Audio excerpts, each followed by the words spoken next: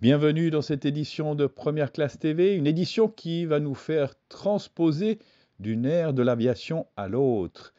Tout d'abord, la dernière sortie d'usine du 747, le dernier exemplaire qui sort d'usine.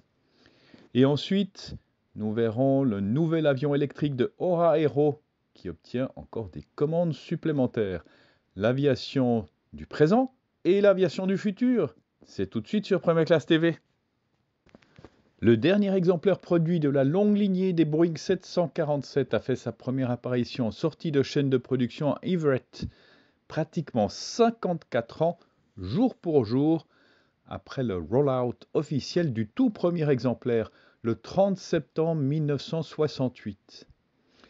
Ces derniers exemplaires produits du 747-8 Cargo sont destinés à UPS et Atlas Air. Cette dernière, avec bientôt 57 exemplaires du Jumbo en service, est aujourd'hui le plus important exploitant du type.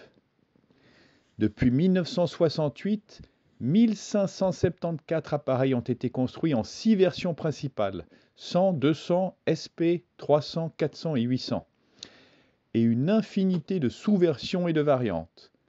En 2016, alors que la plupart des 747 encore en ligne étaient majoritairement devenus des cargos, Boeing expliquait que ces avions avaient transporté quelques 4,6 milliards de passagers. 20 ans plus tôt, le programme 747 avait permis déjà de générer un chiffre d'affaires de 130 milliards de dollars et concernait alors quelques 70 000 emplois directs aux États-Unis.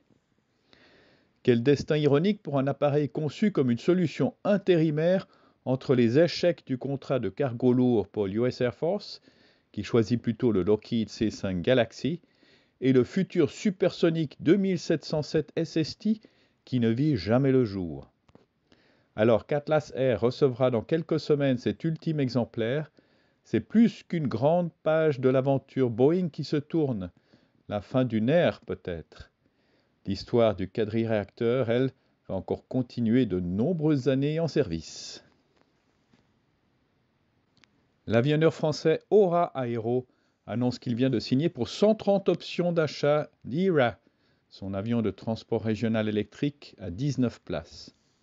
Avec ces options d'achat, le programme ERA totalise à ce jour plus de 330 commandes. 9 nouvelles compagnies aériennes ont donc démontré leur intérêt envers cet avion régional électrique, dont Afrijet du Gabon pour 10 appareils, Elitavia de Malte pour 20 appareils, Dux du Brésil pour 20 appareils, Flying Green de France pour 10 appareils et Twinjet de France pour 25 appareils.